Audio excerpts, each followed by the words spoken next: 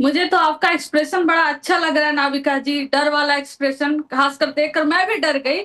लेकिन नाविका जी एक डरिए बात मत, बताइए। आपको नहीं चुनाव लड़ना है, मुझे नहीं। आपका एक्सप्रेशन देखकर एकदम डर वाला एक्सप्रेशन देखकर थोड़ा सा मुझे भी डर लग गया आपका एक्सप्रेशन देखकर।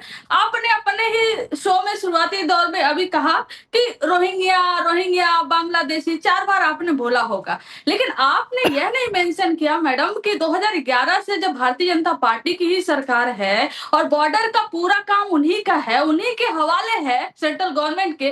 और आप अगर बिहार गवर्नमेंट में भी कहती हैं तो 2005 से तो इन्हीं के सरकार है, फिर कैसे बांग्लादेशी और रोहिंग्या आ गए? आप किसको चेक करना चाहते हो? इनसे यह भी पूछिए, अगर घर घर जाकर आप वोटर रोल चेक करेंगे, लोगों का नाम चेक करेंगे, लोगों का नाम ऐड करेंगे, जो जिनकी डेथ हो चुकी उनका नाम रिमूव करेंगे, तो 2 करोड़ बिहार वासी आज बिहार छोड़कर बाहर हैं। वो उन पूरे परिवार सहित बाहर रहते हैं वो। आप उनको कैसे ऐड करेंगे? आप क्या उनको निकालना चाह रहे हैं? और जो हर साल बाढ़ आता है, अरे ये ऐसे करके आप मेरे सवाल को नल एंड वॉइड नहीं कर सकती हैं। ऑडियंस समझ रहा है, ऑडियंस मुझे भी सुन रहा है और आपका एक्सप्रेशन भी देख रहा है।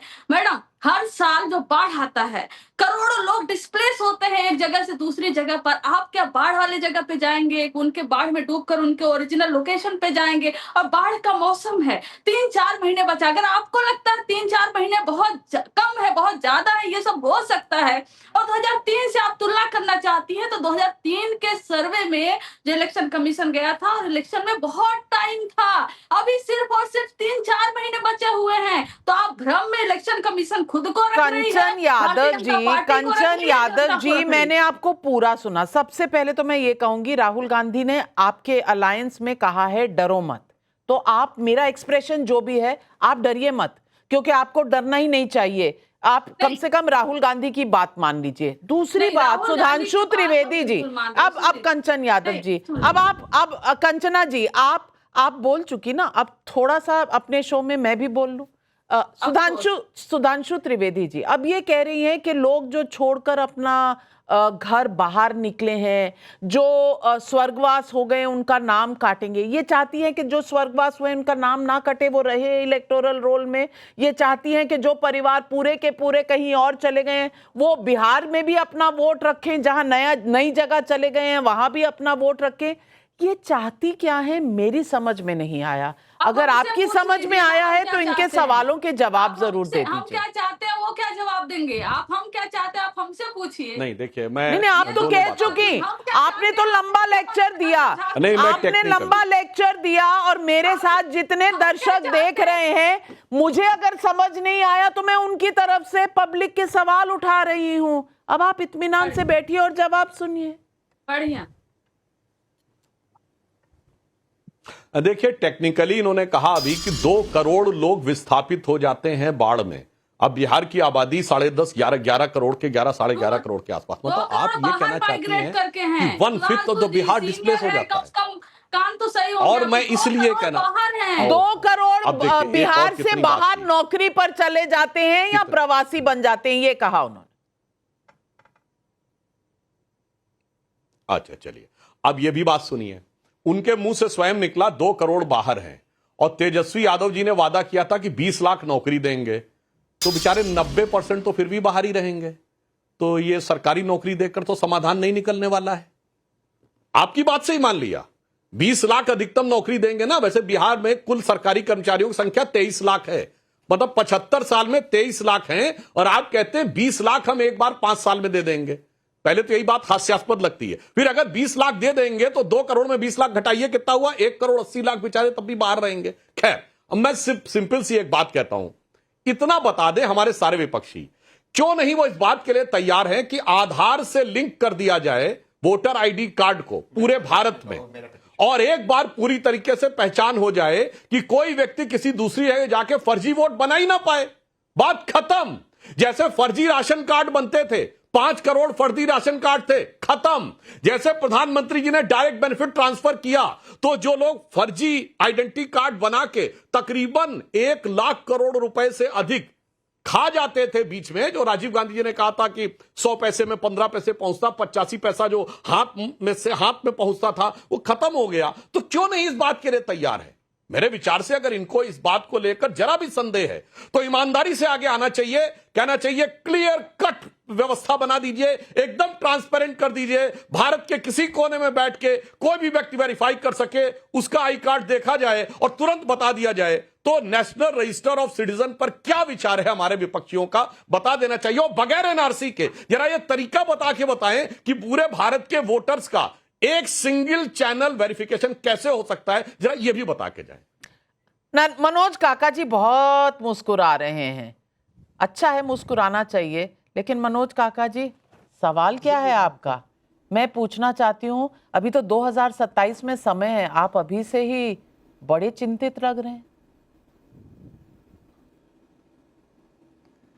नहीं नाविका जी, आप दोनों बात कहेंगी तो कैसे चलेगा? आपने अभी कहा मुस्कुरा रहे हैं, तो मुस्कुरा रहे हैं तो इसके मायने तो यही है कि हम प्रसन्नचित्त हैं। मैं मुस्कुरा इसलिए रहा था कि भाई ने बहुत बड़े भाई हैं हमारे सुधांशु जी, और बहुत वैचारिकता से और बहुत चतुराई से झूठ बोल रहे थे।